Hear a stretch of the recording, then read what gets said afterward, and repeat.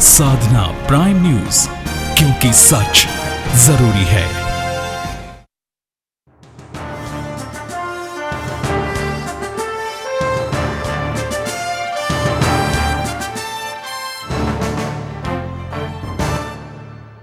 आप देख रहे हैं प्राइम न्यूज।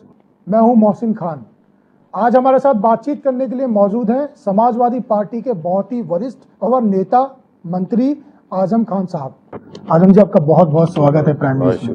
बहुत शुक्रिया। सबसे पहले शुरुआत करते हैं, क्योंकि अभी हाल ही में एक मूवी रिलीज हुई है जिसका नाम है शोरगुल, और उसे लेकर काफी कंट्रोवर्सी हो रही है। यूपी में बैन भी किया गया, आपको उसमें एक तरीके से कॉपी किया गया है। कैसे देखते हैं आप इसे? तो इस तरह की फिल्में बनाकर मैं अक्सर कहता हूं कि हमें आइटम गर्ल बना लिया है फिल्म की। अगर हमारी जिंदगी में सुई के नोक के बराबर भी कोई झोल होता, किसी आतंकवादी संस्था से या व्यक्ति से हमारा कोई लेना देना, सलाम दुआ भी होती, शक्ल भी देखी होती, तो हमें तो अब तक कुतुब मीनार पर चढ़ाकर फांसी भी दे दी गई होती।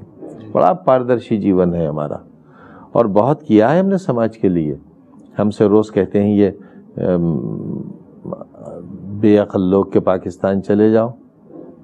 कैसे चले जाएं पाकिस्तान? ले लेगा पाकिस्तान हमें?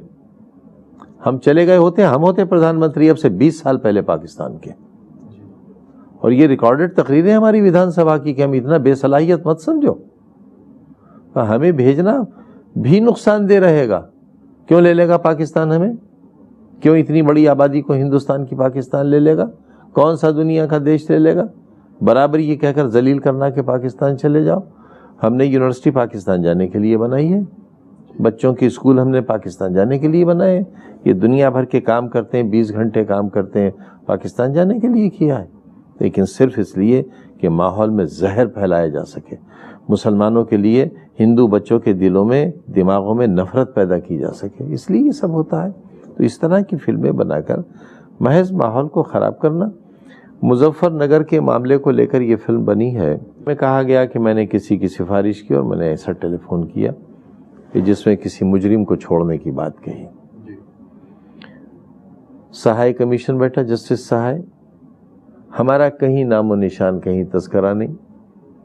विधानसभा की कमेटी बनी, विधानसभा की कमेटी में क्योंकि सो कॉल्ड लिस्टिंग एक चैनल ने किया था, बिल्कुल फर्जी साबित हुआ। सब लोगों को विधानसभा में तलब किया गया, सुप्रीम कोर्ट से स्टे पर हैं, वरना जेल जाएंगे, विधानसभा से ही मालिक तक जेल जाएंगे। हमने कहा कि दुनिया की किसी एजेंसी से, आज का वो जमाना है कि जो हम बोल रहे हैं ये फिजा में चला गया, ये रहती दुनिया तक आवाज बाकी रहेगी। आप इस आवाज को वापस ले आइए और फिर लगाइए फांसी हमें।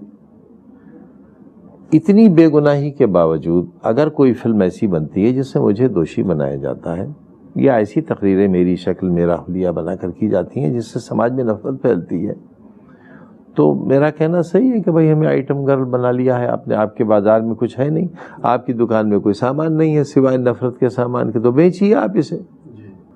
गंगा की सफाई के लिए 4 बरस पहले हमने प्रपोजल तैयार किया था, हमारा ही विभाग है, हम ही करते हैं। और जैसे ही भारतीय जनता पार्टी की सरकार बनी केंद्र में, वो सारा मसौदा हमने भारत सरकार को दे दिया कि हम दिल्ली से लेकर नेपाल तक गंगा साफ करेंगे और ऐसा पानी कर देंगे कि लोग पिएं उसे जैसे था पहले। आबरूदे गंगा वो दिन है याद तुझको, उतरा तेरे किनारे जब कारवां हमारा। तो हमारे तो कारवां उतरे हैं और हमने वजू किए हैं उससे। ये रिश्ता है गंगा से हमारा। आप गंगा को गंदा कर रहे हैं, हम वजू करते थे गंगा से। आज भी गंगा से वजू करके हम उम्रा और हज के लिए जाते हैं। तो पैसा दिया हुआ है, पैसे का हिसाब दिया हुआ है। 4 पैसे फूटी कौड़ी आज तक भारत सरकार से गंगा की सफाई के नाम पे नहीं आई है। 2 साल हो चुके हैं गंगा के नाम पर समाज को धोखा देते हुए। गाय के नाम पर बेगुनाह रोज खबर आती है टीवी के पर्दे पर कि ट्रक रोक लिया, जानवर उतार लिए, जानवर मार दिए, ट्रक जला दिया। जानवरों समेत ट्रक जला दिया आपने। कोई आपकी दरिंदगी, हैवानियत, जानवरपन की कोई इंतहा है कि आप जिनको बचाना चाहते हैं ट्रकों में, उन्हीं जानवरों को आग लगा के जलाए दे रहे हैं आप? गुमान की बुनियाद पर आप किसी की जान लिए ले रहे हैं? कहां से मिल गया आपको जान लेने का किसी की? और एक तरफ तो आप गुमान की बुनियाद पर कि इसने गाय का गोश्त खाया है जान ले रहे हैं, और दूसरी तरफ हिंदुस्तान के तमाम 5 सितारा होटलों में जिंदा गाय जाती है, काटी जाती है, बेची जाती है, और डूब कर मर जाएं ये रखवाली की बात करने वाले मेनू पर लिख कर आता है कि गाय के गोश्त की प्लेट कितने की है। शर्म नहीं आती? दिल्ली बादशाह की नाक के नीचे का शहर है, सारे 5 सितारा में गाय का गोश्त बिक रहा है, शर्म नहीं आती? डूब नहीं मरते कहीं जाकर बेगैरत? हमें सजा देते हैं बेगुनाही की, बेगुनाह लोगों को मारते हैं। बंगाल में जाएं, ममता बनर्जी को फांसी लगाएं, है किसी माई के लाल की हिम्मत? जाए कोई आरएसएस का वर्कर, पूछे ममता बनर्जी से यहां गाय क्यों कटती है, और अम्मा के यहां जाएं, कमजोर मुसलमान मिल गए, मार लो इन्हें। आजकल कैराना का बहाना है, अरे काहे बहाना है, मारो, मारना है तो जिसे मारना है मर जाएगा। शेर को गाय बकरी खाना थी कि 12 महीने पहले तूने मुझे गाली दी थी, उसने कहा मैं तो खुद ही 3 महीने की हूं, और तेरी माँ ने दी होगी, वो भी 6 महीने की थी, नानी दी होगी तेरी, उसने कहा खाना है खा ले भाई, काहे माना नानी तक पहुंच रहा है। तो मुसलमानों को मारना है, मार लो, काहे कैराना का बहाना करते हो? ये फिल्में उसी तरह की हैं, माहौल खराब करना, किसी तरह से हिंदू मुसलमानों के बीच में नफरत पैदा करना। 1942 का हिंदुस्तान था जब अंग्रेज को ये फैसला करना पड़ा था कि हाँ मैं हिंदुस्तान में नहीं रह सकता। क्यों हुआ था ऐसा? इसलिए हुआ था कि एक बर्तन में बैठकर हिंदू मुसलमान खाना खाते थे, और ये पता नहीं चलता था कि इसमें हिंदू कौन है और मुसलमान कौन है। यूं गया था अंग्रेज, किसी वजह से नहीं गया था अंग्रेज, हिंदू मुसलमान की इस इत्तेहाद को देखकर गया था अंग्रेज। आज आप उन्हीं को अलग किए दे रहे हैं। समय समय पर बयान आते हैं कि घर वापसी, लव जिहाद, पाकिस्तान वापस चले जाओ। अरे तो क्या करें, लड़की मरी जा रही है कि मैं इससे ही ब्याह करूंगी, क्या करें? लड़का मरा जा रहा है, इससे ब्याह करेंगे, क्या करें? हम क्या करें? मेरा ही बेटा किसी से कहे तो मैंने तो इजाजत दे रखी है 9 बार, तो क्या करें? लड़के स्कूल कॉलेजेस में पढ़ रहे हैं, यूनिवर्सिटी में पढ़ रहे हैं, प्यार कर रहे हैं, एक दूसरे से शादी ब्याह कर रहे हैं, क्या करें? उन्हें भी जला दें? नकवी साहब को क्यों नहीं जला दिया? मुख्तार अब्बास नकवी को, आरएसएस के संचालक की बेटी उनके घर में है, उन्हें नहीं जला दिया? बात निकलेगी तो बहुत दूर तलक जाएगी। देश की संवैधानिक कुर्सियों पर बैठे हुए लोगों के बेटी और बेटियों की बात आएगी, उन्हें तो रोका नहीं आपने। गरीब लोगों को मारते हैं आप। हिसाब लेना शुरू करूंगा तो सुना नहीं जाएगा किसी से, किसकी बेटी किसके घर में और किसका बेटा किसके घर में है। आम गरीब मजलूम जो मुसलमान है, अगर उनके बारे में इस तरीके की बातें भाई मारे, क्या करेंगे? हम तो नहीं बचा पाएंगे। क्या कर सकते हैं सर उसके लिए? अगर इस तरीके दुआ कर सकते हैं, क्या कर सकते हैं? अब वो मुजफ्फरनगर में वो एक लंबे कद के सियासतदान हैं, देखिए कौन सी आग नहीं लगाई उन्होंने, कौन सा नफरत का संदेश नहीं दिया। असेंबली से पार्लियामेंट में पहुंच गए, तरक्की हो गई उनकी, और 2-4 दंगे करा देंगे तो यूएनओ पहुंच जाएंगे। एक बात तो तय हो गई कि जो इंसानियत का कत्लेआम करेगा, जो बेगुनाहों को मारेगा, वो देश की सबसे बड़ी गद्दी पर बैठेगा। ये गुजरात ने साबित कर दिया। इस तरह की राजनीति होती रहेगी, लेकिन क्योंकि आप, अगर आपकी बात करी जाए तो आप सबसे बड़ा मुस्लिम चेहरा माने जाते हैं इस देश के अंदर, इसीलिए तो इतनी मजबूती से बात भी कर रहे हैं, इसीलिए इतनी मजबूती से बात कर रहे हैं। बाकाम भी बहुत बड़े किए हैं। अगर उत्तर प्रदेश की बात करी जाए, यहाँ का राजभवन एक तरीके से ये कहा जा रहा है कि आरएसएस का गढ़ बन गया है। आप भी समय समय पर बयान देते हैं, वो उनकी तरफ से भी आपके लिए बयान आते रहते हैं, इसे किस तरह कम से कम मेरे लिए ये बयान तो नहीं आएगा कि मैंने केंद्र में पेट्रोलियम मिनिस्टर रहकर अहमद बुखारी को 2 गैस की एजेंसियां और 2 पेट्रोल पंप दे दिए, और राम नायक जी ने दिए थे, मैं तो नाम लेकर कह रहा हूं, इन्हीं गवर्नर साहब ने दिए थे। ये तो सब इनके चेले हैं, इन्हीं के लिए काम करते हैं, ये तो इन्हीं के लोग हैं, मना करें कि नहीं दिए थे। बिल्कुल, लेकिन आपके लिए भी समय समय पर कमेंट करते हैं। क्या करते हैं? मैंने क्या बुरा कर दिया उनका? देखिए, जिस बात पर वो हमसे नाराज है वो गलत नाराज है। वो नाराज इस बात पर हैं कि हम एक ऐसा कानून ला रहे हैं जो जिसमें यूनिफॉर्मिटी हो। मैं चोरी करूं तो गुनहगार, आप चोरी करें तो बेगुनाह, ऐसे कैसे चलेगा? नगर पालिकाएं जितनी भी हैं उत्तर प्रदेश में, जिन्हें हम नागर निकाय कहते हैं, उसमें नगर निगम भी आते हैं जिसका अध्यक्ष मेयर कहलाता है। नगर पालिका परिषद, जो बड़े शहर होते हैं उनकी नगर पालिकाएं नगर पालिका परिषद कहलाती हैं, जो छोटे होते हैं उन्हें नगर पंचायत कहते हैं। कहीं भी अगर कोई गबन होगा तो गबन करने वाले की क्या जिम्मेदारी नहीं होगी? लेकिन अब तक का कानून यह था कि किसी भी तरह का कोई गबन अगर मेयर करेगा, महापौर करेगा, तो उसके खिलाफ ना कोई जांच होगी, ना उसके खिलाफ कोई कार्रवाई होगी। लिहाजा भारतीय जनता पार्टी के कई मेयर ऐसे हैं जिन्होंने कमरा बंद करके पीसीएस ऑफिसर्स को जूतों से मारा है और भयानक गबन में है। आज हथकड़ी लगेगी, आधे से ज्यादा जेल चले जाएंगे। उन सबको बचा रहे हैं गवर्नर साहब। हमने बस इतना ही तो कहा है कि यह कानून सब पर लागू होगा। मेयर क्यों उससे मुस्तस्ना रहेंगे? मेयर अगर चोरी करेंगे, मेयर अगर गबन करेंगे, मेयर अगर कानून हाथ में लेंगे, तो क्यों कानून उनके लिए नहीं है? राज्यपाल उन्हें बचा रहे हैं क्योंकि मेयर लगभग सब भाजपा के हैं। तो क्या ये शोभा देता है राजभवन को? इसके अलावा उस बिल में जिसमें ये भी है और 10 विकास के काम रुके हुए हैं राजभवन की वजह से, और राजभवन कोई ब्लेंडर करे लीगल, तो उसे राजभवन कहलाने का हक कहां है? क्या करेंगे राजभवन वाले? बर्खास्त कर दें मुझे? क्यों देर कर रहे हैं? काहे देर कर रहे हैं? मैं देखूं राज्यपाल महोदय को। क्यों आखिर ऐसी हल्की बात करते हैं हमारे बारे में? और आपको याद होगा जब मोहम्मद अली जौहर यूनिवर्सिटी का बिल गवर्नर ने साइन नहीं किया, राष्ट्रपति थे अब्दुल कलाम साहब, गवर्नर ने वो अब्दुल कलाम साहब को बिल भेज दिया, तो वहां से बड़ा लंबा खत डांट का आया राजभवन। होगा रिकॉर्ड में, पढ़ना चाहिए राज्यपाल महोदय को कि आपने गलत भेजा, यहां हमारा ये अधिकार नहीं है, हमारा काम नहीं है। ये राजभवन को जो निर्णय लेना है लेगा, राष्ट्रपति भवन से इसका कोई मतलब नहीं।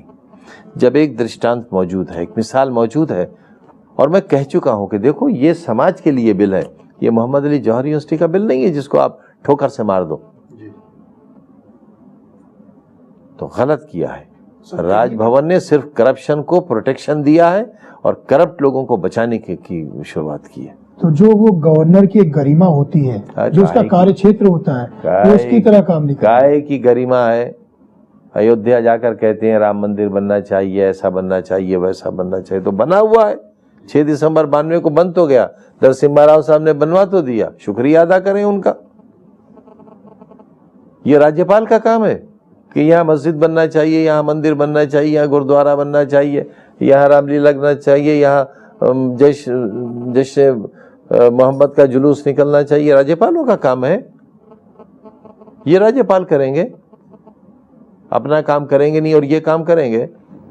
तो कहीं ना कहीं बीजेपी के लीडर की तरह काम कर रहे हैं, गवर्नर की तरह नहीं कर रहे। वर्कर की तरह। लीडर बड़ी चीज होता है, बीजेपी के कार्यकर्ता की तरह। मुजफ्फरनगर में जो हुआ वो सबको पता है, दादरी वाला मसला हुआ, उसके बाद अभी कैराना में ये चीजें करी जा रही हैं। तो सर इसे किस तरीके से देखें? क्या ये चुनाव की तैयारी है, माहौल खराब किया जा रहा है, हिंदू मुस्लिम की तैयारी है देश को बर्बाद करके? कैसे रोका? इंसानी सरों पर कुतुब मीनार बनाकर बैठेंगे? नहीं, हमने कहा तो तजर्बा कामयाब हो गया। गुजरात ने बेगुनाहों को मारा, देखो बादशाह बन गए। अब थोड़ा और मार लेंगे तो हो सकता है बिल क्लिंटन की जगह मिल जाए। और तो बिल क्लिंटन नहीं, अब तो बराक हैं। बराक नहीं, ओबामा तो अगर हम पूरा नाम लेंगे तो इससे लंगोटिया यारी कहाँ साबित होगी? लंगोटिया यारी तो जब होगी जब मुझसे कोई कहेगा आजम कहाँ जा रहा है यार, और अगर कहेगा भाई आजम साहब कहाँ जा रहे हो, तो लगेगा कोई भाई थोड़ा सा तकल्लुफ का रिश्ता है। तो बराक तो हमारा यार है, तभी तो बीफ एक्सपोर्ट 2.5 गुना बढ़ा दिया बादशाह ने। 2.5 गुना बीफ एक्सपोर्ट बढ़ गया। और एक स्वामी हैं, वो कसरत और सत सिखा रहे हैं आजकल, और शरीर ऐसा है, बताइए अगर कोई बॉडी बिल्डर हो कोई अच्छा कसरत करने वाला हो। अब ये फिल्मों में आते हैं ना, ये सलमान खान और फलाने खान, अब ये अगर कपड़े उतारते हैं पर्दे पर तो लगता है भाई चलो हाँ बॉडी देखने को मिली। अब बताओ, जब पैदा हुए थे तब से अब तक बगल के बाल नहीं बनाए, तो बताओ और कहाँ कहाँ के नहीं बनाए। तो कुछ सफाई है? आप तो सफाई सिखा रहे हैं, बगलों के बाल तक बना नहीं रहे हैं। और तमाम समाज आपको देख रहा है, बच्चे, बेटियां, बहनें, माएँ और सब वो एक्सरसाइज कर रहे हैं, आपके तन पे कपड़े नहीं हैं। कोई बात हुई? अब ये बात मैं कहता हूं तो लोग कहते हैं साहब मैं उल्टा बोलता हूं। क्या ये उल्टा बोलना है? काहे कपड़े पहने बैठे हैं, उतार दें अभी, अगर ऐसी सभ्य समाज बनता है। और देखो तोंद किसकी होती है? तोंद तो हरामडीलों की होती है जो काम नहीं करते, बैठे बैठे खाते। ऐसे लोगों ने जो बैठे बैठे खाते रहे, उन्होंने कुछ एक्सरसाइजेस निकाली। अरे देश की असल ताकत तो किसान के पास है, मजदूर के पास है, फावड़ा चलाने के वाले के पास है, पत्थर वाले के पास है, उसके बाद पेट है ही नहीं, कम किस चीज को करेगा? तो कोई एक्सरसाइज बादशाह ऐसी बताओ, स्वामी जी कोई एक्सरसाइज ऐसी बताओ जिसके पेट है नहीं, उसके पेट कैसे आए, उसका पेट भरे कैसे? कोई ऐसी एक्सरसाइज बताओ। बेवजह जहर फैला रहे हैं इसी पर। अब बताओ एक्सरसाइजेस का भी धर्म होने लगा, ये भी हिंदू मुसलमान होने लगे। उठक बैठक किसकी है? ये हिंदू की है, मुसलमान की है। डंड लगा रहे हैं तो उसका भी धर्म हो गया। सांस निकाल रहे हैं, छोड़ रहे हैं, ये भी मजहब हो गया। वही कहते हैं कि लोगों के स्वास्थ्य को सुधारने के लिए ये एक्सरसाइज निकाली गई है। किन लोगों के? जिनके पेट निकले हुए उनके ना, कोई भी कर सकता है निके। और कौन सी बताइए? किसान को हाई ब्लड प्रेशर का मर्ज होता है, किसान को एसिडिटी होती है, रिक्शा चलाने वाले को होती है। पेट में है ही नहीं तो एसिडिटी कहां से होगी? कोई एक्सरसाइज उनकी बताओ साहब। महात्मा जी कि भूखे को रोटी कैसे मिले? बादशाह ने रिक्शा थी, ई रिक्शा, कौन सी दी? बैंक से लोन लेकर 22% लोन, उस पर इंटरेस्ट पर। जो ले गए रिक्शा उनका घर भी बिक गया। और हमने दी 2.25 लाख की रिक्शा, हजारों बांट चुके फ्री। अरे खजाना है, जनता का खजाना है, तुम्हारी अमानत तुम्हारे हवाले। पैसा लेंगे गरीबों से, रिक्शा वालों से पैसा लेंगे। इतना बड़ा बादशाह, इतनी छोटी बात, इतनी छोटी बात। जितना आज केंद्र का खजाना मालदार है, इतिहास में कभी नहीं हुआ, मुगलों के जमाने में भी नहीं हुआ, क्योंकि तेल का सारा पैसा बचा हुआ है खजाने में। रिक्शा वालों को कम से कम रिक्शा ही बगैर पैसे के दे देते। कैसा बादशाह है? और बताओ, ये बादशाह झूठ बोलता है। 100 दिन के अंदर 20 लाख रुपया हर किसी के घर पहुंच जाएगा। ऐसे गरीबों के जज्बात से ठगा जाएगा। बाद में एक साल के बस जुमला था, पता चलेगा जुमला। 2 करोड़ लोगों को हर साल नौकरी मिलेगी, ये भी जुमला था। 24 घंटे बिजली मिलेगी 100 दिन के अंदर, ये भी जुमला था। इसीलिए हमने कहा था बादशाह झूठा नहीं होता, और झूठा हो तो बादशाह नहीं होता। वो तो विकास पर्व मना रहे हैं, जश्न का माहौल है। जो चाहे मनाओ, फ्री के पैसे खजाने के, जो चाहो मनाओ, जो चाहो खाओ, जो चाहो मौज मनाओ। और 3 साल बाकी हैं, जो चाहे करिए। बच्चा सक्का की सरकार आई थी, 1 दिन के लिए मशक से पानी डालने वाले को बादशाह बना दिया था, तो उसने 1 ही दिन में चमड़े का सिक्का चला दिया। इन्हें तो 5 बरस मिले। लेकिन आप भी ये मान रहे हैं कि 17 के चुनाव से पहले यूपी में माहौल खराब हो सकता है, और उसकी तैयारी है पूरी? हाँ, इधर से भी तैयारी है। इसे सरकार आपकी है तो किस तरीके से रोकेगी? डंडे पे भी, पीएससी के डंडे पे भी मालिश हो रही है। कहीं ना कहीं आप इसे रोक लेंगे? कुछ यूपी में ऐसा हमने नहीं कहा तो पीएससी के डंडे पे मालिश हो रही है। क्योंकि आईबी की भी रिपोर्ट है कि चुनाव से पहले दंगे हो सकते हैं। दंगाई कोई हो, उसके साथ कोई नरमी नहीं होना चाहिए। कहीं अगर कोई दंगा होता है तो 24 घंटे तक तो दंगे को सिर्फ स्टडी किया जाता है। 24 घंटे के बाद अगर अगले मिनट दंगा चल रहा है तो इसका मतलब ये हुआ कि एडमिनिस्ट्रेशन किसी एक के पक्ष में। दंगा 24 घंटे से ज्यादा कहीं नहीं चल सकता। अगर हमें पहले से जानकारी है तो क्या इसके 24 घंटे से पहले भी रोकथाम की तैयारी नहीं करनी चाहिए? मैं तो दंगा हो जाने की बात कर रहा हूं, क्योंकि इन लोगों की खूबी यह है, आरएसएस वालों की, कि ये बिल में से निकल के आते हैं। ये ऐलान नहीं करते हैं। ये जब भर्ती करते हैं आरएसएस में तो ये मुर्गा कटवाते हैं पहले, फिर आदमी कटवाते हैं। अब इसीलिए मुझे कहते हैं, देखो मुझे गाली देते हैं, भाई मैं तो सच कह रहा हूं, कहो नहीं कटवाते हो मुर्गा, मना करो, और कहो कि ठगी नहीं कर रहे हो। अब भाई एक तरफ तो पाकिस्तान भेज रहे हो, दूसरी तरफ रोजा अफ्तार करा रहे हो, ये क्या बात हुई? हमसे तो बादशाह ने ये कहा था कि गद्दी पर बैठते ही पाकिस्तान को ठिकाने से लगाऊंगा, इसका नाम और निशान मिटाऊंगा। आप तो बगैर परमिशन के पहुंच गए। और मैं बराबर कह रहा हूं, उस कमरे के फोटो रिलीज करो, कौन कौन था वहां। उनका कहना यह है कि पड़ोसी राज्य है, पड़ोसी देश है, उससे रिश्ते अच्छे होने चाहिए। तो ये बात अब समझ में आ रही है। इस बात पर चुनाव भी लड़ लिया होता, इसी बात पर चुनाव लड़ लिया होता। पड़ोसी से तो ये रिश्ता, और दादरी में ये कारनामा, और एमपी साहब पकड़े गए दाऊद से बात करते हुए, आजम खान तो नहीं पकड़े गए आज तक। क्या कार्रवाई की बादशाह ने। और आजकल वो जो सोशल मीडिया पर फोटो आ रहे हैं बादशाह के साथ, अगर वो सही है तो इसकी देश भर में निंदा होनी चाहिए। अगर वो गलत है तो मुकदमा कायम होना चाहिए इसे डालने वाले पर। दोनों में से कोई काम भी नहीं हुआ, तो क्यों हम नहीं माने कि फोटो सही है। बजरंग दल वाले कैंप कर रहे हैं। बीजेपी वालों से जब पूछा जाता है कि ये आपकी दंगा भड़काने की तैयारी चल रही है, गलत है, उनका कहना ये होता है, क्योंकि सीएम भी स्टेज से कह चुके हैं ये गलत हो रहा है, इसके ऊपर कार्रवाई करेंगे। बीजेपी वाले ये कहते हैं कि वो सूबे के मुख्यमंत्री हैं, मुखिया हैं, अगर गलत हो रहा है तो कार्रवाई करें। अब ये सवाल क्योंकि मेरे लेवल का नहीं है, इसलिए मेरे लिए। लेकिन सर आप बहुत करीबी हैं उनका, बहुत बड़ा रसूख है आपका पूरे सूबे में ना। देखिए, जो एग्जीक्यूटिव ऑर्डर्स जारी होंगे वो तो सीएम के लेवल से होंगे, हमारे लेवल से होना होते तो नहीं है। हमारा शहर देख लो, रामपुर लगभग क्राइम फ्री है, लगभग क्राइम फ्री है। क्राइम रेट लगभग नील है रामपुर में। मजाल नहीं किसी लड़की को छेड़ दे, कोई सुना ही नहीं होगा आपने कोई रेप इंसिडेंट रामपुर में।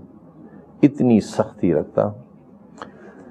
टेढ़ा चलने का क्या मतलब है? जो टेढ़ा चलेगा कुछ हरकत करेगा, तो टेढ़े चलने वाले को सीधा रखता हूं। पूरे प्रदेश को रामपुर क्यों नहीं बना? मेरी पूरा प्रदेश कॉन्स्टिट्यूंसी नहीं है। आप लीडर तो पूरे प्रदेश के हैं सर, पूरा तो उतना काम करता हूं। देखो, ये सब अपना विभाग बढ़िया चलाता हूं, जितना मेरा काम है उससे मैं सक्षम हूं। बहुत सीनियर लीडर हैं, सब आपको मानते हैं सर। सीएम को मानने का धन्यवाद सबका। अब इस ज्यादा मनवाने का फायदा नहीं है। फिर वो ये कहने लगते हो आप लोग 4.5 मुख्यमंत्री, तो हम तो सिमट कर अपने 3 कालिदास तक आ गए। बल्कि इतने सीनियर लीडर हैं आप, आपके बारे में समय समय पर ये भी बात आती है, अब पता नहीं ये व्यंग में आप कहते हैं या सीरियस है कि आप पीएम के कैंडिडेट हैं। मैं बनना चाहते हूं। मैं तो कह रहा हूं, या तो पागल खाने भेजो या प्रधानमंत्री बनाओ। पहले नेताजी प्रधानमंत्री बनेंगे या आप? मैं बना लूंगा, वो भी कह देंगे क्या मुझे बनाए। तो नेताजी से पहले आप कैंडिडेट हैं? बिल्कुल। बता दो क्या कमी है मेरे अंदर। ऐसा बिल्कुल, हम तो चाहते हैं सर आप पीएम बने। कौन सी सलाहियत में कमी है? चाय भी बना लूंगा मैं। अगर चाय बनाना ही एक फर्जी बात कहकर ही लोगों की हमदर्दी लेना है, तो चाय नहीं, मैं बेवकूफ़ी बना लूंगा।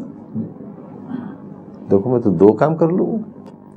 तो क्या माने कि 2019 में आप पीएम कैंडिडेट होंगे? आप प्रेसिडेंशियल फॉर्म ऑफ गवर्नमेंट का वो सपना साकार करा दीजिए, सीधे चुनाव लड़ने का लड़ लूंगा। समाजवादी पार्टी से आप कैंडिडेट नहीं होंगे? अरे तो और कौन बनाएगा कैंडिडेट? पार्टी बनाएगी मेरी। तो नेताजी आपको? हाँ बिल्कुल बिल्कुल। मोदी जी तो हटे, मुझसे कहते हैं कि अच्छा चलिए हम आपको पीएम बना देंगे। बीआरएसएस के लोग आए थे इंटरव्यू लेने हमारा, तो कहते हैं चलिए मिल लीजिए। हम कहते हैं ओथ लेने के बाद मिल लेंगे, पहले ओथ करा दीजिए, बीजेपी ज्वाइन भी कर लेंगे। BJP join? हाँ बिल्कुल कर लेंगे, पीएम तो बनवाओ आप। अब बताओ मेरे जैसा बकौल इनके कट्टर आईएसआई का एजेंट, देशद्रोही पाकिस्तानी अगर इतनी आसानी से इतना सेकुलर हो रहा है तो ये सौदा अच्छा नहीं है। तो क्या जवाब आया? अरे भाई कौन हमें कौन बना देगा? तो हमारी तो इतनी छोटी से मंत्री इसी के पीछे पड़े रहते हैं। अब देखो नायक जी ने कहा बर्खास्त करो आजम खां को, कहाँ से? उन्होंने अपने अधिकारों की किताब ही नहीं पढ़ी। कैसा निकम्मा सेक्रेटरी है, उन्हें ये नहीं बताता कि मैं उनका बनाया हुआ नहीं हूं। तो आजम खां को बर्खास्त कर देंगे? कैसे कर देंगे?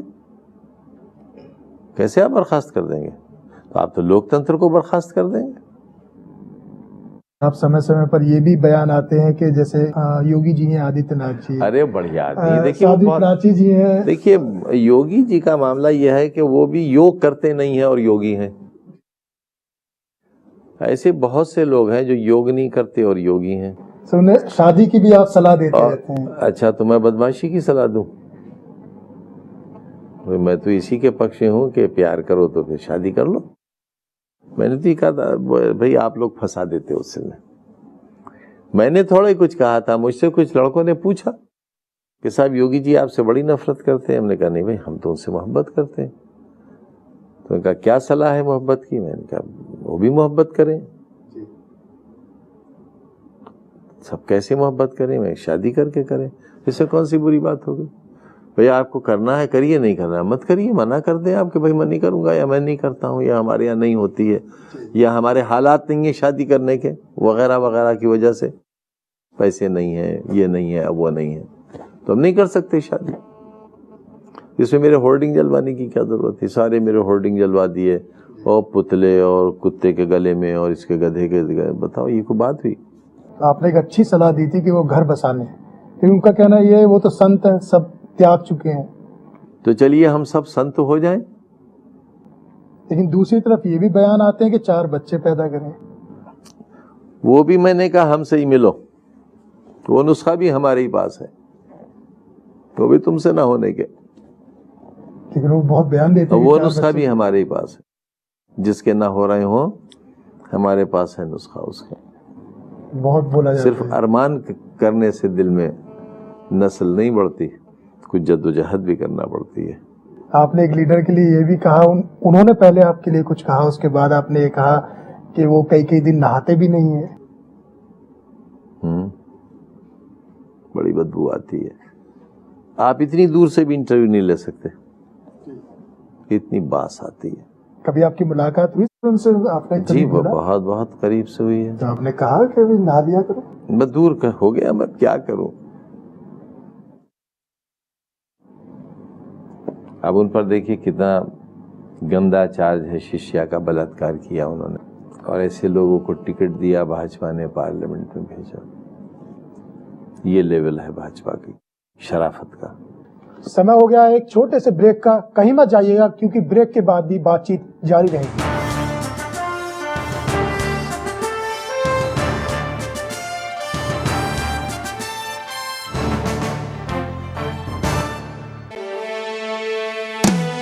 हर वर्ग को मिले मौके भरपूर, सभी वादे हुए पूरे, विकास से नहीं रहा कोई दूर। तरक्की की राह पर बढ़ रहा है उत्तराखंड, 4 वर्ष की यात्रा अखंड, आगे बढ़ता उत्तराखंड। अल्पसंख्यक समुदाय की विशिष्ट आवश्यकताओं के अनुरूप योजनाओं को संचालित कर समुदाय को विकास की मुख्य धारा में लेने के लिए ठोस पहल कर रही है मुख्यमंत्री हरीश रावत के नेतृत्व की सरकार। मुख्यमंत्री हुनर योजना प्रारंभ। तकनीकी शिक्षा के क्षेत्र में हुनर के माध्यम से अल्पसंख्यक बच्चों को रोजगार की मुख्य धारा से जोड़ने का निर्णय। योजना के क्रियान्वयन में मदरसों को भी जोड़ा जा रहा है। अल्पसंख्यक प्रतिभावान छात्रों को परीक्षा की तैयारी के लिए विभिन्न स्तरों पर प्रोत्साहन राशि दी जा रही है। अल्पसंख्यक स्वरोजगार के लिए अल्पसंख्यक वित्त निगम द्वारा 25% सब्सिडी के साथ ऋण उपलब्ध कराया जा रहा है। मदरसों की पढ़ाई को मान्यता। मदरसा बोर्ड का गठन। मदरसा बोर्ड की नियमावली जल्द। अल्पसंख्यक महिलाएं अपने पैरों पर खड़े होकर पुरुषों के साथ कंधे से कंधा मिलाकर अपने परिवार और समाज के विकास में भागीदार बने। इसके लिए उनकी तकनीकी और उच्च शिक्षा के लिए 3 महिला ITI और 2 महिला डिग्री कॉलेज बनाए जा रहे हैं। राय सिख समुदाय के मेधावी छात्र छात्राओं के लिए केसर सिंह स्मृति सहायता कोष। देश विदेश में उच्च शिक्षा के लिए ब्याज मुक्त ऋण उपलब्ध कराए जाने के लिए Maulana Azad education finance foundation का गठन। आगे बढ़ता उत्तराखंड।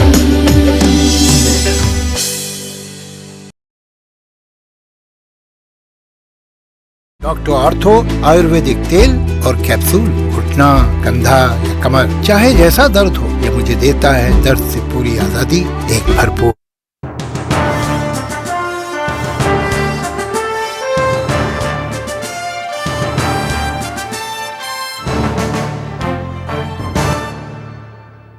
ब्रेक के बाद एक बार फिर आपका स्वागत है। आप देख रहे हैं प्राइम न्यूज। हम बात कर रहे हैं समाजवादी पार्टी के बहुत ही बड़े और कद्दावर नेता आजम खान साहब से।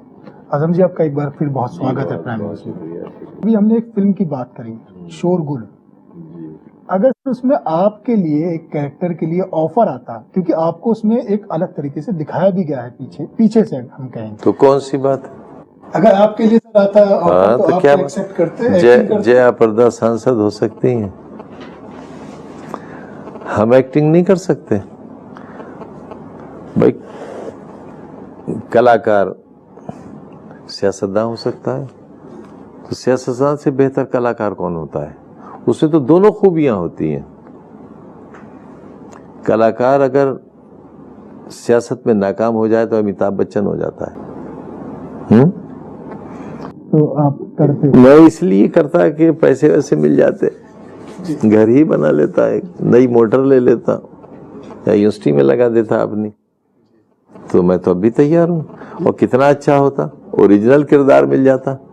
अभी आपने यूनिवर्सिटी की बात की, आपने एक अली जौहर विश्वविद्यालय बनाया है, उसके बारे में अगर संक्षिप्त में कुछ बताना चाहें। देखिए, मौलाना के नाम से कोई बड़ा काम हिंदुस्तान में नहीं था, और मौलाना की हैसियत ये थी कि मौलाना गांधी जी के बहुत करीबी साथियों में से थे। और जब आज़ादी का मूवमेंट चल रहा था, तब कई मौके ऐसे आए जब बापू मौजूदा सियासत से, उस वक्त की मौजूदा सियासत से बददिल हो गए। मिसाल के तौर पर अंग्रेज़ी लिबास छोड़ो, अंग्रेज़ी तालीम छोड़ो, अंग्रेज़ी ज़ुबान छोड़ो, इसकी शुरुआत गांधी जी ने बनारस हिंदू यूनिवर्सिटी से की। और जब गांधी जी और मौलाना मोहम्मद अली जौहर या उस वक्त अली बिरादरान बनारस गए और स्टूडेंट्स को एड्रेस किया, तो उन लोगों ने बहुत अभद्र व्यवहार किया बापू के साथ और तकरीबन अपमानित करके बापू को बनारस हिंदू यूनिवर्सिटी से बाहर किया। तो बापू इतना बददिल हो गए थे कि बापू आज़ादी के मूवमेंट से हटना चाहते थे कि जब मेरे बारे में ये सोच है तो मैं कैसे मुल्क आज़ाद कराऊंगा। उस वक्त मौलाना ने बहुत सहारा दिया और मौलाना ने कहा कि चलिए एक एजुकेशन इंस्टीट्यूशन और भी है, वहाँ चलते हैं। और मौलाना बापू को लेकर अलीगढ़ आए। अलीगढ़ मुस्लिम यूनिवर्सिटी में स्ट्रेची हॉल और विक्टोरिया गेट, जो एंट्री गेट था उस वक्त, दोनों के बीच में बहुत बड़ी सी जगह है, वहाँ स्टूडेंट्स को जमा किया गया और उनके बीच मौलाना की तकरीर हुई और बापू की तकरीर हुई और अपील की गई कि आप अंग्रेज़ी ज़ुबान छोड़ें, लिबास छोड़ें। तो इतिहास बस इतना लिखता है कि स्टूडेंट्स ने अपने कपड़े, अपनी किताबें इस तरह लाकर वहाँ फेंकी कि उससे एक छोटा सा एवरेस्ट बन गया और उसे वहाँ आग लगा दी गई। जला दिया। और बापू और मौलाना मोहम्मद अली जौहर आगे आगे चले और स्टूडेंट्स के वो तालिब इल्म, वो यूनिवर्सिटी के वो स्टूडेंट्स जो इस मूवमेंट के साथ हुए, उनके पीछे चले और एक जगह है मोहल्ला टटपुला, वहाँ तक गए और वहीं पर एक नई यूनिवर्सिटी की दागबेल डाली गई जो बाद में दिल्ली शिफ्ट हुई और उसका नाम जामिया मिल्लिया इस्लामिया रखा गया। तो जामिया मिल्लिया इस्लामिया के फाउंडर मौलाना मोहम्मद अली जौहर ही थे। इंडियन नेशनल कांग्रेस के प्रेसिडेंट रह चुके हैं और बापू ने ये कहा था कि अगर अली बरादरान नहीं होते, यानी मौलाना मोहम्मद अली जौहर नहीं होते, मौलाना शौकत अली नहीं होते, उनकी वालदा बी अम्मा नहीं होती, तो हिंदुस्तान आज़ाद नहीं हुआ होता। ये इतने बड़े लीडर्स थे। वो कौन से हालात हुए जब इन लोगों ने कांग्रेस छोड़ी, और बहुत दुखद हैं वो चीज़ें, जिक्र की करने की भी नहीं है। तो मौलाना के नाम से कोई यादगार नहीं थी। तो जिस दिन हमने यूनिवर्सिटी का संग बुनियाद रखवाया है और बहुत बड़ा इज्तिमा था रामपुर में, तो मौलाना राबे साहब ने तकरीर में ये कहा था कि मौलाना मोहम्मद अली जौहर को इससे बेहतर खराज अक़ीदत कोई नहीं हो सकता कि उनके नाम से यूनिवर्सिटी कायम की जाए, और वो कायम हुई। तो बहुत मेयारी इदारा बनाने की कोशिश की है और फैकल्टी बहुत अच्छी है, इमारती एतबार से बहुत अच्छी है, फ़िज़ा बहुत अच्छी है, दरिया के किनारे बनी हुई है, एडमिनिस्ट्रेशन बहुत अच्छा है, कुछ सेकुलर यूनिवर्सिटी है और बहुत कम पैसों में हम बहुत मेयारी तालीम देते हैं, बहुत कम पैसों में। इसी तरह उसकी नर्सरी हमने कायम की है, बच्चों के स्कूल बनाए हैं। हमारी बच्चियों का एक स्कूल है रामपुर पब्लिक स्कूल के नाम से, एक हमारे बच्चों का स्कूल है CBSE लेवल का, और सिर्फ 350 रुपये फीस है। और एजुकेशन का स्टैंडर्ड यह है कि अभी पिछले साल देश में 40 बच्चे साइंस कंपटीशन में क्वालिफाई किए थे, जिनमें एक बच्ची हमारे गर्ल्स स्कूल की भी है। तो ये स्टैंडर्ड है, जबकि पूरे मंडल में कोई बच्ची क्वालिफाई नहीं किए थे। एक दिन यूं ही ख्याल आया कि समाज का वो कमज़ोर तबका जो हमें वोट देकर यहाँ तक भेजता है, उसके साथ शायद वो नहीं कर सके जो उसका हक था हमारे ऊपर। उनके बच्चों को पढ़ाने के लिए हमने ये स्कूल खोले हैं, लेकिन बहुत से रिक्शा वाले, पत्थर तोड़ने वाले, मकान बनाने वाले, किसानों के बच्चे ऐसे हैं जिनके पास 350 रुपया नहीं है अपने बच्चों को फीस के लिए। वह 3 बच्चे हैं, 4 बच्चे हैं, कहाँ से देंगे इतना पैसा। तो फिर हमने एक और इमारत बनाना शुरू की है जो अच्छी खासी बन गई है। ये आपका सामने लामटीनियर है, इसको कॉपी किया है हमने, ताकि गरीब बच्चों को ये लगे कि हाँ उनकी इमारत भी बड़ों की इमारत से कमतर नहीं है। और उस स्कूल की फ़ीस, वो भी CBSE का ही स्कूल है, उससे सिर्फ 20 रुपया हमने फ़ीस रखी है। और ये 20 रुपया भी इसलिए रखी है कि गरीब आदमी को ये एहसास ना हो कि उसका बच्चा खैराती स्कूल में पढ़ा है। तो इस तरह हम तालीमी पैमाने पर काम कर रहे हैं। जो लोग हमारे दोस्त हैं उनसे हमने अपनी दोस्ती के रिश्ते ये कहकर कायम रखे हैं कि अगर हमसे दोस्ती रखना चाहते हो तो कोई स्कूल खोलो।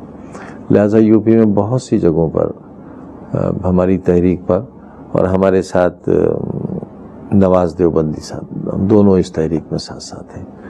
हम दोनों की तहरीक पर बहुत से स्कूल इस तरह के खोले जा रहे हैं। अभी हाल ही में अमर सिंह जी भी पार्टी में आए हैं, बेनी प्रसाद भी पार्टी में आए हैं, क्या कुछ मजबूती महसूस हो रही है पार्टी के अंदर? ये पूरे सवाल का आधा जवाब दिए देता हूँ। बेनी प्रसाद जी तो पॉलिटिकल आदमी हैं और उनके जाने से तकलीफ हुई थी, आने की खुशी है। बाकी तो आते जाते रहते हैं लोग, अब सब तरह के लोग होते हैं,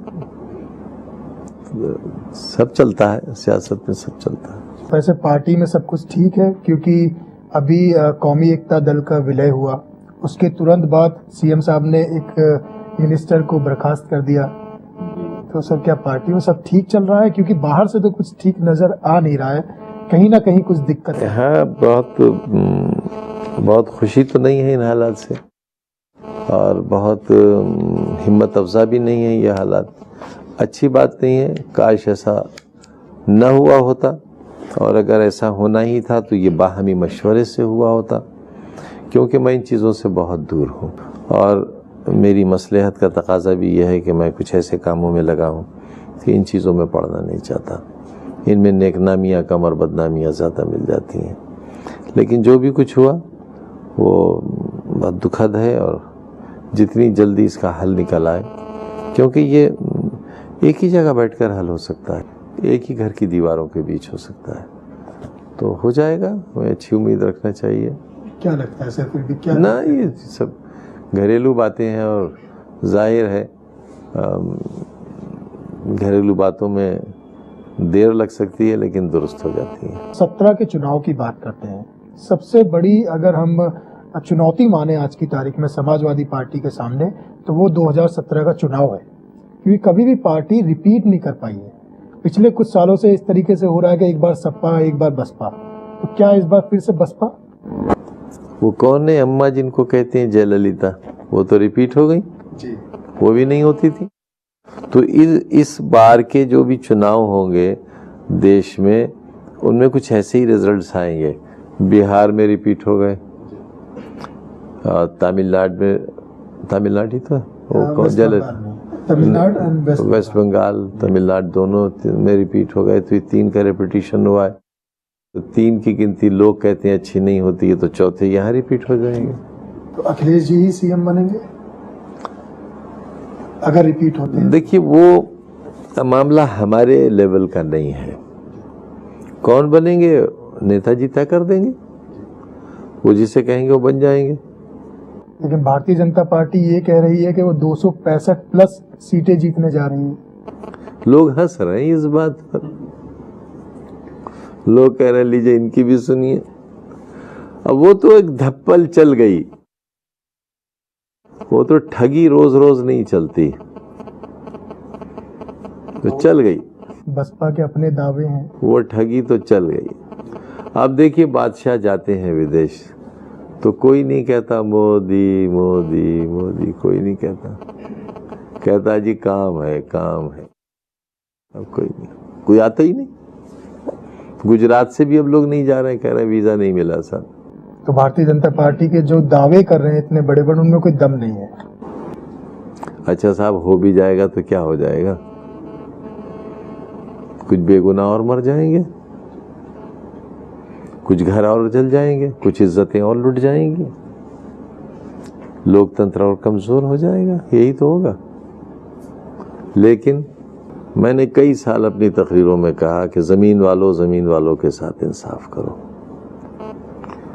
और अगर तुम जमीन वालों के साथ इंसाफ नहीं करोगे तो आसमान वाला इंसाफ करेगा, और जब वो इंसाफ करेगा तो तुम उसकी ताब नहीं ला पाओगे। और ये क्यों कहा था मैंने? गुजरात के दंगों के बाद भुज और अंजार में जो तूफान और ज़लज़ले आए थे, उसमें जो लोग मरे थे उनकी गिनती भी देख लेना, और दंगों में जो मारे गए थे उनकी गिनती भी देख लीजिए। तो जब कोई निज़ाम कुदरत से टकराएगा, फायदे में नहीं रहेगा, घाटे में रहेगा। तो ये बुरे दिन गुजरात ने ही देखे हैं, हमने नहीं देखे। भारतीय जनता पार्टी नहीं आएगी, बसपा के जो दावे हैं उनके, देखो भाई, आएगी तो आएगी, नहीं आएगी तो हम ही रहे। देखिए, बसपा तो अब न तब, वो उससे तो किसी का मुकाबला था ही नहीं। अभी पिछले कुछ, अच्छा, एक पार्टी और भी तो है, बड़ा सा नाम है जिसका, उसका आप जिक्र भी नहीं कर रहे, जिसमें पोस्टर जब लगते हैं चुनाव के तो एक तस्वीर तो जिंदा की होती है और 4 आन जहानियों की होती है। एक ऐसी पार्टी भी तो है। कांग्रेस के बारे में ये कहा जाता है कि यूपी में वो अगर सरकार बनाने की बात आती है तो कहीं गिनती में आते नहीं। कोई भी पार्टी मानने के लिए तैयार नहीं है कि उससे हमारा चुनाव होने जा रहा है यूपी के अंदर। नहीं, वो तो कह रहे हैं इस बार 512 सीटें लाने को कह रहे हैं, कोई दूसरे राज्यों की भी जीत कर यहीं लगा लेंगे कांग्रेस। उनसे कहो कि भाई समझौता करने को तैयार हो तो कहते हैं जी हम क्यों समझौता करेंगे आपसे, हम अकेले लड़के सरकार बनाएंगे। तो कांग्रेस से समझौते की भी बात हो सकती है, ये तो खुद ही तैयार नहीं है। तो सपा चाहती है लेकिन कांग्रेस तैयार नहीं, वो नहीं चाहते। वो चाहेंगे ना, हम क्यों चाहेंगे? ये चाहते हैं तो कहें। क्या चुनाव से पहले समाजवादी पार्टी किसी पार्टी से गठबंधन करके चुनाव में जाएगी या नहीं नहीं, अकेले क्यों जाएगी? क्यों जाएगी? इतना काम करने के बाद भी अगर हमारे अंदर एतमाद ना हो, कॉन्फिडेंस ना हो, तो फिर क्योंकि सर महागठबंधन की बात हो रही है, जिस तरीके से बिहार में महागठबंधन कि बना, बिहार के और उत्तर प्रदेश के हालात में जमीन आसमान का फर्क है। वहाँ की सियासत और है, यहाँ की और है। वहाँ लालू जी का आलू चलता है, यहाँ उनका आलू गलता ही नहीं। सपा अकेले चुनाव में जाएगी, किसी पार्टी से कोई? क्यों जाए भाई किसी के साथ? अजीत सिंह की भी ये बातें आ रही थी कि लोकदल से पैक्ट हो सकता है। नहीं, विलय करेंगे वो। पैक्ट नहीं होगा, अगर करेंगे तो विलय करेंगे। नहीं, पैक्ट तो किसी से करते ही नहीं है, बहुत बड़ी पार्टी है उनकी भी, विलय नहीं करते हैं। और करते भी हैं तो एक राज्यसभा की सीट पर कर लेते हैं, वो राज्यसभा के हो चुके, तो अब क्यों करेंगे विलय? तो अभी गठबंधन नहीं होगा उनसे, अगर होगा तो विलय होगी। अरे तो कहाँ, अब राज्यसभा आई नहीं, अब चुनाव भी नहीं है।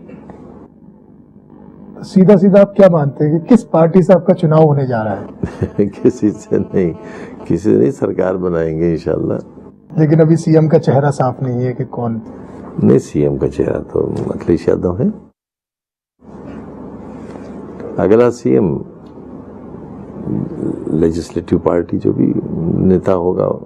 अगर किसी वजह से हंग असेंबली आती है, किसी को क्लियर मेजोरिटी नहीं मिलती है, ऐसे हालात में समाजवादी पार्टी का क्या रुख होगा? किस तरफ पार्टी जाएगी, किसे सपोर्ट करेगी? यानी हम बुरी बातें सोचें, अच्छी बात ना सोचें। अगर सर ऐसी अगर क्यों क्लियर मेजोरिटी, अगर ये सोचेंगे तो फिर हमारा कॉन्फिडेंस कहाँ है? क्यों? अगर अब तो 400 सीटें जीतेंगे। भारतीय जनता पार्टी इतने एमपी जीत कर ले जाएगी उत्तर प्रदेश से, शेख चिल्ली ने भी नहीं सोचा होगा। और काम करने वाले सरकार में नहीं आएंगे, ये सोच लिया जाए। मदरसों के बारे में बात करी आपने। मदरसों में देखिए, ये कहा जाता है कि बयान आते हैं कि मदरसों में आतंकवादी पाले जाते हैं, वहाँ ट्रेनिंग दी जाती है। ना तो मदरसे के पास से गुजरिएगा मत, उड़ा देंगे। अभी तक तो भाई कोई ऐसा सबूत मिला नहीं है, बल्कि पार्लियामेंट का जो लेटेस्ट उत्तर है वो मेरे पास रखा है अब इस वक्त, क्योंकि आपका ये सवाल है, मेरे पास नहीं है। लोकसभा में ये सवाल लगा था कि कितने मदरसे हैं जिनमें आतंकवाद अड्डे चलते हैं, ट्रेनिंग होती है, तो गृह मंत्रालय का ये जवाब है कि कोई अड्डा नहीं है, कोई मदरसा ऐसा नहीं है जिसमें आतंकवादी ट्रेनिंग हो। और ये बिल्कुल गलत खबर है। तो कहना अलग चीज़ है। कहते ना कि ये भाजपा वालों की और आरएसएस वालों की दोहरी जुबान होती है, तो ये कब क्या कह देंगे कुछ नहीं मालूम।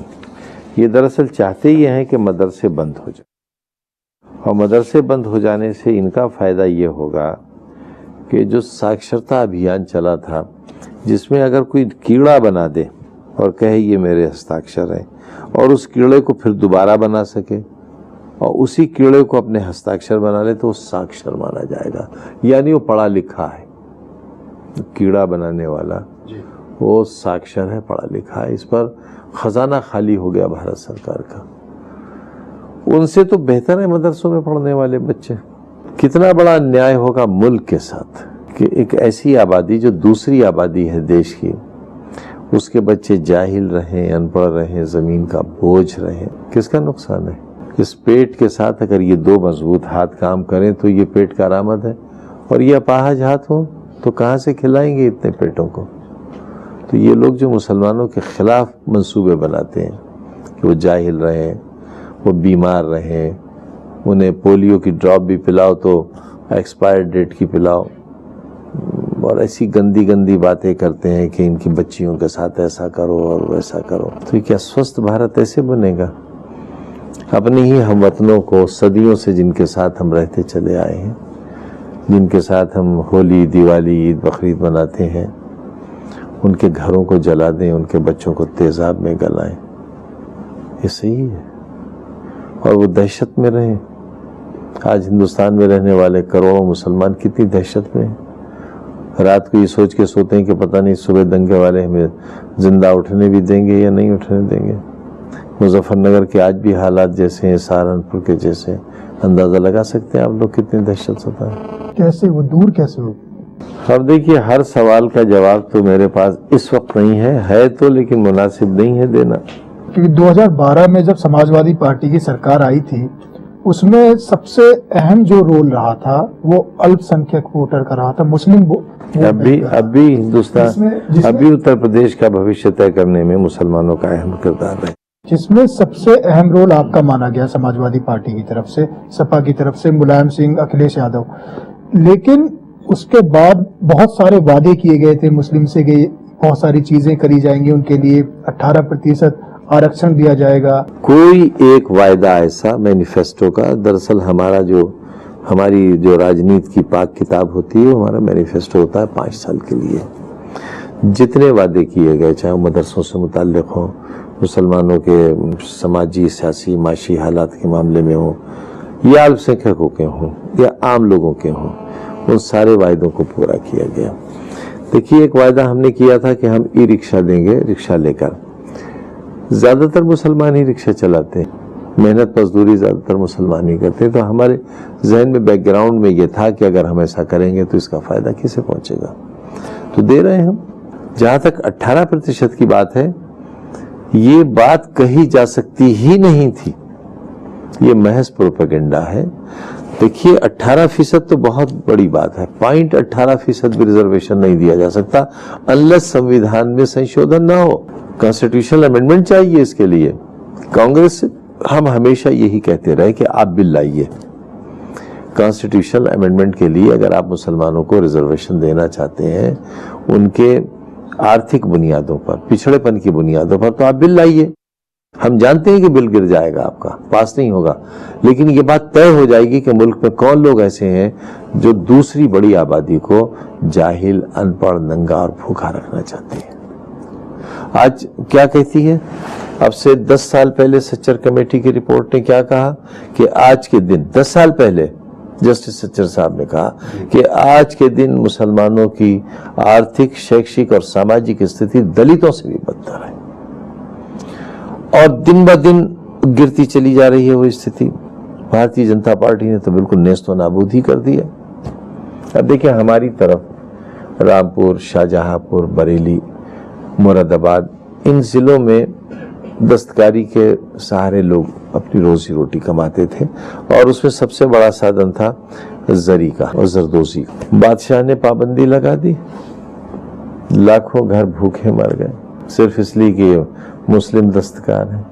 तो जब बादशाह इतना तंगदिल हो जाएगा तो क्या होगा, बारिश होगी लेकिन ऐसा तूफान आएगा कि फायदा होगा 100 रुपए का और नुकसान होगा 10,000 का। देख रहे हैं आप कितने तूफान के साथ बारिश आती है, कुछ बूंदे पानी की मिलती हैं और कितने छप्पर उड़ जाते हैं, कितने घर गिर जाते हैं। क्योंकि अभी शंकराचार्य जी ने कहा था कि जब देश का मुखिया असत्य बोलेगा, अनर्थ करेगा, अन्याय करेगा, पाप करेगा, तो जनता को भोगना पड़ेगा, सूखा पड़ेगा, तूफान आएंगे, अनर्थ होगा।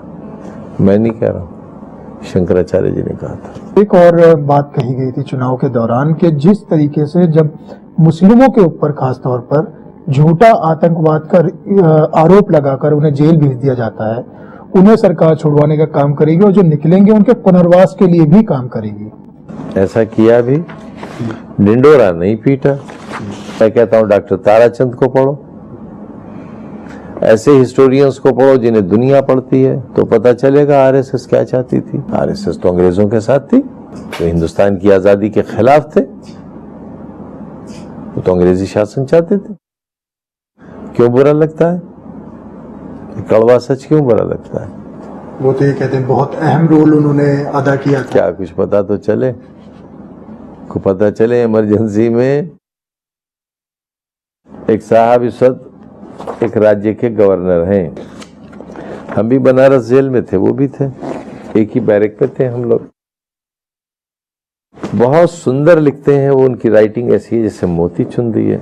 तो अपने जहाँ बैरिक में ढूला कहलाता है वो जगह, 2 चबूतरों के बीच की जगह, तो उसमें बिस्तर लगाकर रहा जाता है। कैदी लोग रहते हैं, अब हम भी कैदी थे तो उसी में रहते थे, हमारा भी वहीं था, सारे नेताओं के उसी में थे। तो उसमें गवर्नर साहब आज के उनका भी था, नाम नहीं लेंगे। तो वो चिट्ठियां बहुत भेजते थे प्रधानमंत्री जी को। तो एक दिन मैंने जाकर जेल में सुपरिंटेंडेंट ऑफिस में कोशिश की कि मैं चिट्ठी पढ़ लूं। तो एक चिट्ठी में लिखा था, हे माता मुझे माफ कर दे। इंदिरा जी को लिखा था। पूत तो कपूत हो सकता है, माता कुमाता नहीं हो सकता। ये आरएसएस के वो साहब थे जो जेल में बंद थे। जब ये जेल में बंद होते हैं तो बड़े परेशान रहते हैं। ये हाथ नहीं आते इमरजेंसी में, बताओ कितने कम पकड़े गए, सब चुप गए। हम जैसे पकड़े गए, बताओ हमारी क्या खता थी। ऊंट पकड़े जा रहे थे, एक लोमड़ी भी भागी जा रही थी। लोगों ने कहा लोमड़ी तू क्यों भागती है, पकड़े तो ऊंट जा रहे हैं। उसने कहा जी जान बचाओ, ये तो बाद में तय होगा ऊंट कौन था लोमड़ी कौन थी। अब देखो हम जैसे भी पकड़े गए, 2-2 साल की जेलें काटी हमने। एजुकेशन कैरियर भी खत्म हो गया हमारा। आखिरी में अगर प्राइम न्यूज के माध्यम से दर्शकों को कोई मैसेज देना चाहें, कुछ बोलना चाहें? बस अच्छे से रहें, एक दूसरे से प्यार करें। प्यार का मतलब गंदी बात नहीं होती। अच्छी दोस्ती करें, अच्छे रिश्ते रखें, अच्छे पड़ोसी बने, अच्छे हमसफर बने, अब बेहतरीन इंसान बने। क्योंकि ये तय हो गया कि दुनिया का मालिक एक है, 2 मालिक नहीं है। अगर आसमान पर 2 खुदा होते, एक ईश्वर और एक अल्लाह होता, तो कब की जंग हो गई होती और बड़ी खुरेज जंग होती। सबका एक ही मालिक है, उसे कुछ कह लो, और जब उसकी मखलूक को सताओगे, उसके बंदे को जलाओगे, उसके पैदा किए हुए बच्चे को तेजाब में डालोगे, तो उसे तकलीफ होगी। तो जो लोग मालिक की बनाई हुई चीज़ों को बर्बाद करेंगे, उन्हें तकलीफ पहुंचाएंगे, तो अपने मालिक के साथ बगावत करेंगे, और ये जुल्म अपने मालिक के ऊपर होगा। जिस दिन हमारी ये समझ में आएगा कोई धर्म और जाति के नाम पर किसी के साथ ज्यादती नहीं करेगा, हम दावा करके आपके चैनल के माध्यम से कहते हैं कि अगर पूरे हिंदुस्तान में एक भी हिंदू भाई ऐसे मिल जाएं जिन्हें मेरे कलम से, मेरे किसी अमल से नुकसान पहुंचा हो, नाजायज़, हाँ नुकसान तो बहुतों को पहुंचे होंगे, हिंदू मुसलमान सबको पहुंचे होंगे, मैंने सजाएं दी होंगी, लेकिन अगर किसी बेगुनाह के साथ कोई ज्यादती हुई हो, तो मैं एक लम्हा भी ना इस ओहदे पर रहना चाहूँगा, ना अपनी सियासी ज़िंदगी को कायम रखना चाहूँगा, और उसी से पूछूंगा हमारी सज़ा बताएं।